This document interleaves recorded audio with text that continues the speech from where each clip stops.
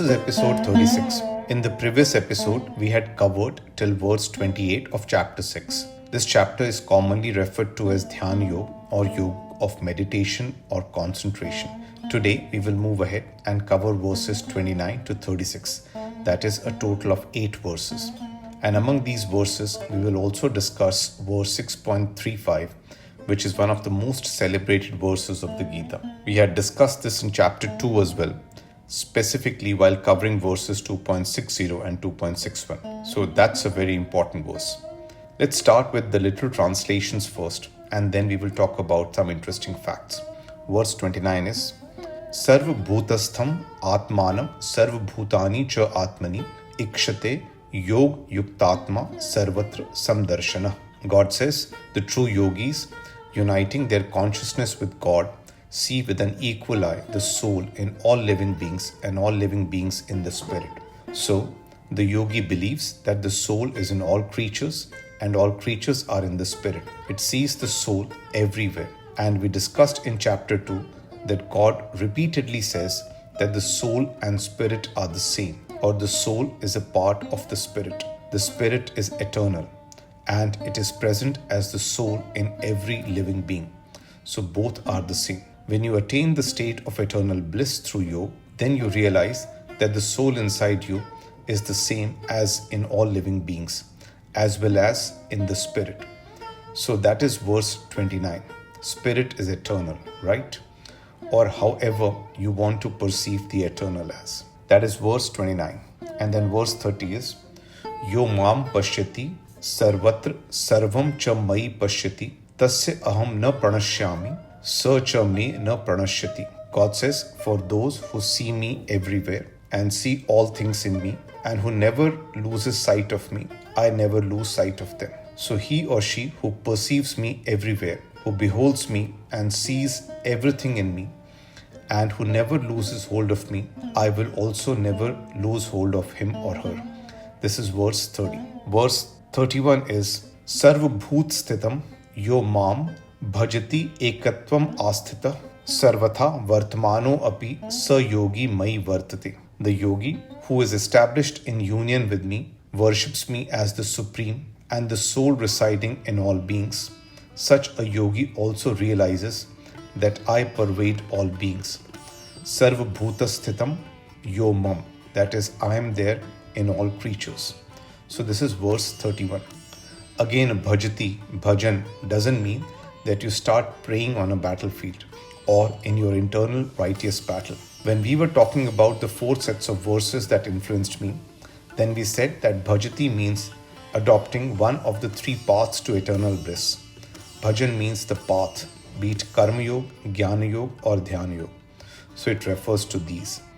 Let us not forget what we read in chapters 2, 3 and 4, as they are the North Star of the Bhagavad Gita. Bhajan doesn't mean praying or worshipping only. It is fine if one wishes to do that, but this bhajan doesn't limit its meaning to that. So that is verse 31. And then verse 32 is, Atma opamen sarvatra samam pashyati yo Arjun sukham va yadi va dukham sa yogi paramo matah. God says, O Arjun, I regard them to be perfect yogis who see the true equality of all living beings and respond to the joys and sorrows of others as if they were their own. So he or she who feels for others as they feel for themselves, whether in grief or pleasure, is the yogi of the best kind. This is verse 32. And then verse 33 is, Arjun uvach, Yo ayam yoga tvaya prokta samen madhusudan etasya aham na pashyami chanchalatvat sthitim sthiram. Arjun says, O Krishna, the way you are describing yoga in such an equanimous way appears impractical and unattainable to me due to my restless mind. Then verse 34 is, Chanchalam hi manah Krishna pramati balvat dridham tasya aham nigraham manne vayoriv su dushkaram. Arjun says, the mind is very unsteady, tumultuous, powerful and obstinate, O Krishna. It appears to me that controlling the mind is as difficult as it is to control the wind. So this is what Arjun says in this verse. Then verse 35 is, By the way, this is one of the most celebrated verses of the Gita. Sri Bhagwan Uvach, Asanshayam Mahabaho Mano Durnigraham Chalam Abhyasen tu Kaunteya Vairagyani cha Grihyate. And then verse 36 is Asanyat Atmana Yogo Dushprap Iti Me Mati Vashya Atmana Tu Yatata Shakya Avaptum Upayata. God says, O mighty armed Arjun, the mind is restless and difficult to control without a doubt. But it can be controlled with practice and renunciation, O son of Kunti. So God is saying it can be controlled by practice and renunciation. The mind is restless and difficult to control, but with practice and restraint or renunciation, it can be controlled. Further, God says that I believe yoga is difficult to attain for one whose self is uncontrolled. However, those who have learned to control the mind and who strive earnestly can attain perfection in yoga. This is verse 36, and those were the literal translations. Again, it's important to reflect upon some of these verses because a few very important things are being said in these verses. In verse 6.29, 6.30, and 6.32, God says that the yogi who has attained the state of eternal bliss sees the soul in all living beings and sees all living beings in the eternal. He or she sees a complete union between the eternal, the soul, and the soul in all other beings. He or she sees everyone equally, and be it joy or sorrow, feels for them the same way as they feel about themselves. So, in effect, the things we discussed in the past have been reiterated in these verses. That is, the soul is the shadow of the eternal, and it is a part of the eternal. And once the soul leaves the body, it merges with the eternal. The wave is a part of the ocean, and be it one wave or many waves, they are a part of the same ocean, and once they end, they merge with the ocean as they don't have a different identity. So this is what verse 6.29, 6.30, and 6.32 cover.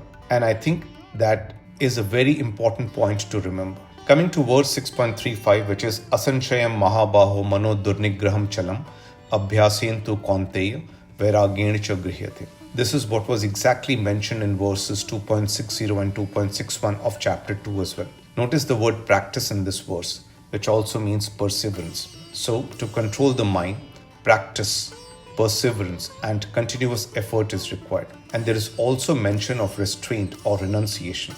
So, it's very important in yoga to control the mind, and to achieve that, perseverance and renunciation are important. We also said in chapter 2 that these are the two important criteria for action.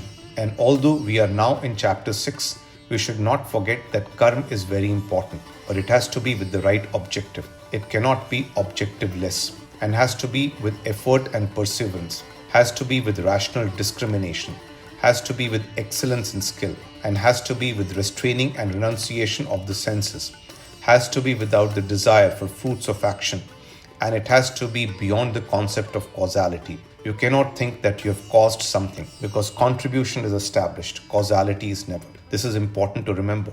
We have come so far that now we are reading the elaboration of a lot of things, but we cannot forget the original core or the North Star. So that is verse 6.35. And then in verse 6.36, God says, one whose self is not governed cannot be in yoga, whereas one whose self is governed, has an established soul, and is putting in the effort can attain yoga. Again, this is a repetition of the same point, and it's important to control the senses because the senses are the servants of the soul. Everything is fine till the time they are serving the soul. But the moment senses begin to control the self, then there is no soul, as the soul is lost and is replaced by the ego. This is when you also lose the internal righteous battle, which is nothing but a battle between the ego and the soul, or between unbridled desire and intellect or rational discrimination. So senses play a very important role in it.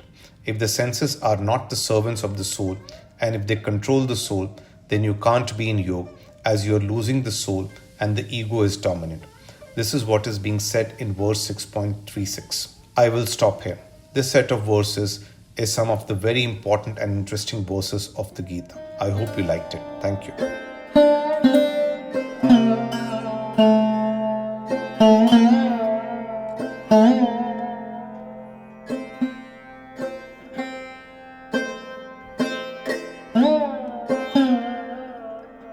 Om.